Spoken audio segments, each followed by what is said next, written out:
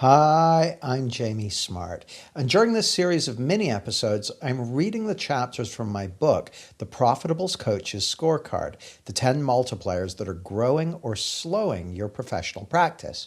And this series is sponsored by my Thriving Coaches Blueprint program, which is opening for registration on Friday, 6th of April. And you can find out more about the blueprint at jamiesmart.com/thriving. And in this episode, we're speaking about practice multiplier number 2, compelling presence.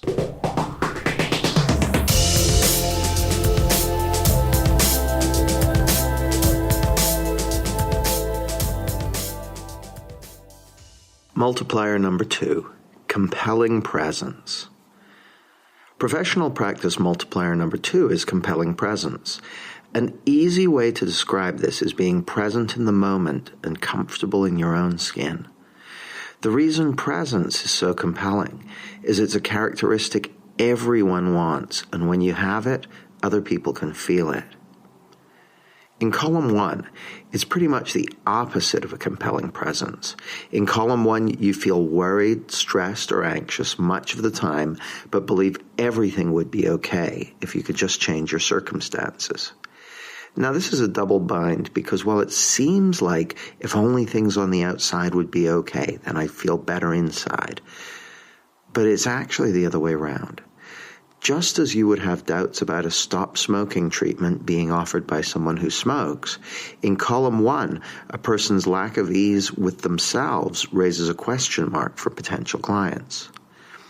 This is why I often call column 1 the stuck column. When people are in column 1, they're feeling stuck, but there's good reason to be hopeful. Everyone can relate to feelings like, if only things on the outside would change, then I would feel different. It's part of the journey. In the second column, the struggle column, your presence is something you're working at, and that's the challenge. When you're working at it, people pick up on that. They sense you're doing something. You do your best to be positive, but it's difficult. You wish you felt the way you try to come across, but you often feel like a fraud. If you identify with this one, I have some good news for you. This is a very normal part of your personal transformation. Many times people think, who am I to do this? It's often because you've had a big insight, spark, passion, or a sense of direction, but you lack confidence. We've been conditioned for a world of working in a factory or office. We learned in school not to speak up for ourselves and to follow the rules. When you start to follow your own truth and path, it shakes up some of those lessons. That sense of, who am I to be saying this? Who am I to be doing this? Can be a signal that you're heading in the right direction, believe it or not. Once again, you have reason to be hopeful.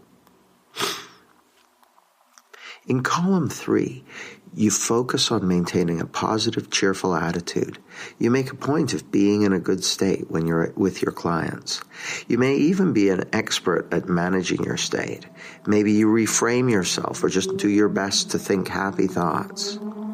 If you're in column 3, the success column, it's probably working, at least to some degree. It's giving you some of the results you want to get in quite a positive way.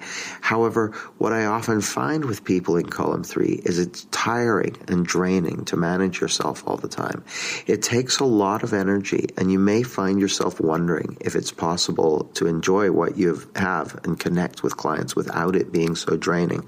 Now, I'm just going to go off script for a second, because the thing about the scorecard is these 4 columns, these are descriptive, but they're not a path you have to go through. So you don't have to go through a stage where you're kind of managing your state and that sort of thing. So many of my clients, for instance, they go on this journey, they start learning about the principles behind clarity, and they actually realize that you don't need to manage your state or control your thinking or anything like that. So they may jump straight from column 1 to column 4 in that respect, because the thing that gets you into column 4, which we're going to be talking about in a second, is insight.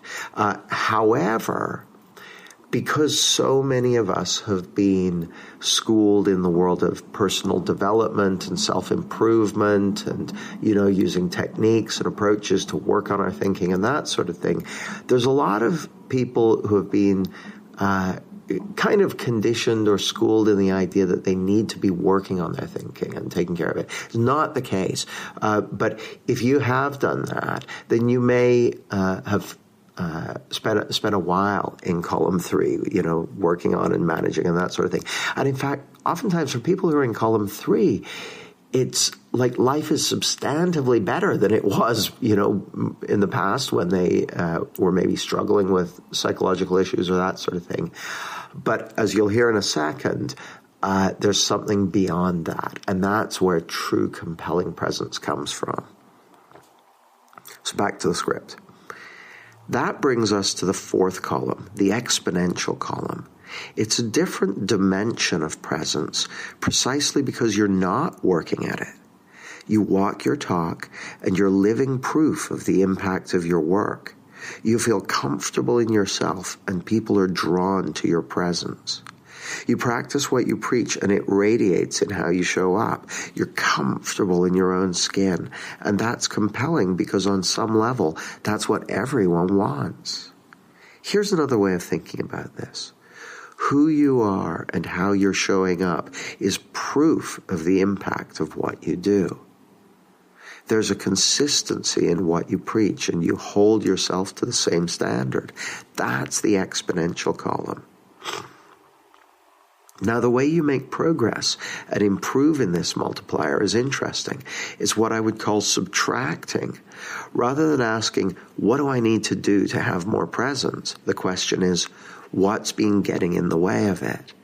If you look at little babies, they have an incredible presence, which is why people are drawn to them.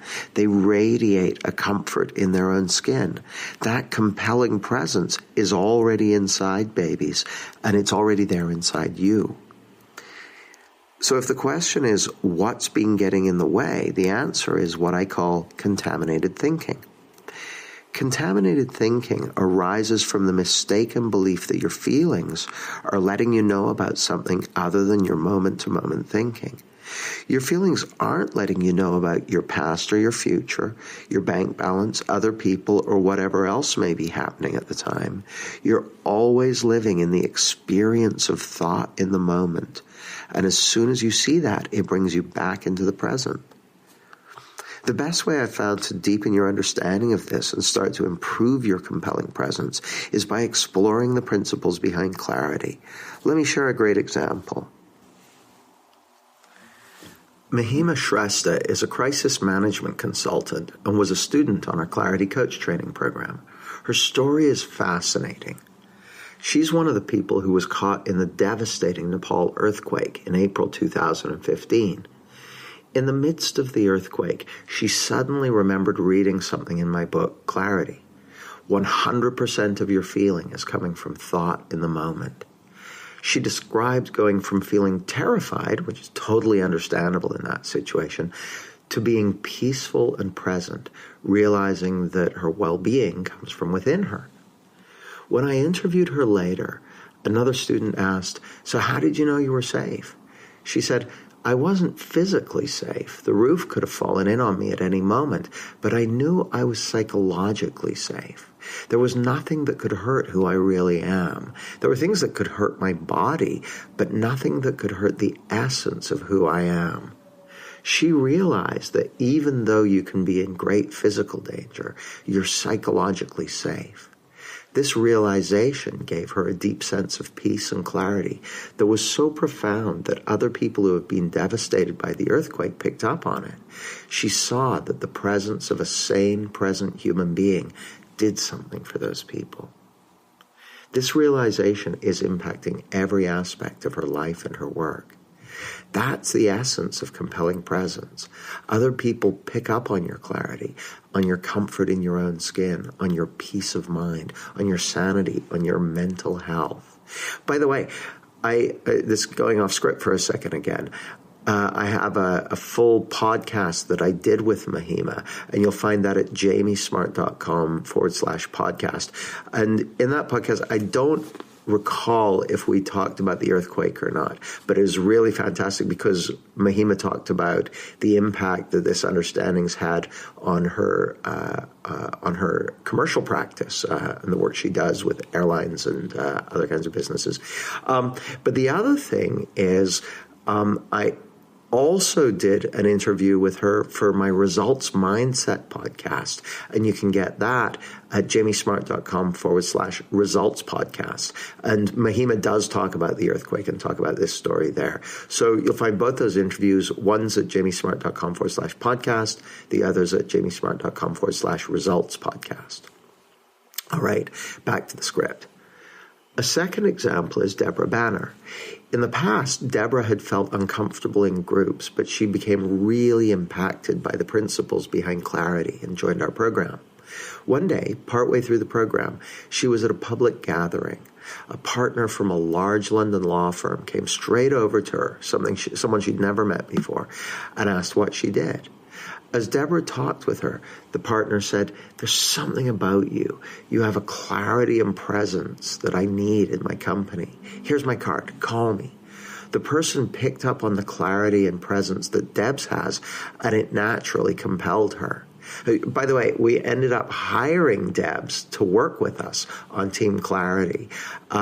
She's now in charge of a number of different things, including client care, the kind of pastoral care of a number of the people on our programs and that sort of thing. You see, our programs are one of the ways that we scout for people to join our team, because it's really cool, actually. We have a set of values as an organization and that sort of thing. And so we're able to pick out the people who really resonate with our values and who, demonstrate certain things that let us know they'd be a good fit for our team. And so that's how we grow our company. Anyway, back to the script. The only thing that ever gets in the way of compelling presence is contaminated thinking. Like the sun behind the clouds, your clarity and compelling presence are always within you. They're there behind the clouds of contaminated thinking, whether you're aware of it or not. It's still there. So just keep exploring these principles and you'll start awakening it more and more for yourself.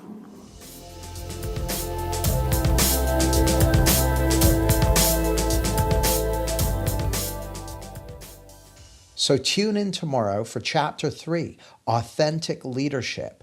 And if you want to get clients and make a decent living by making a difference, you can find out more about the Thriving Coaches Blueprint at jamiesmart.com/thriving.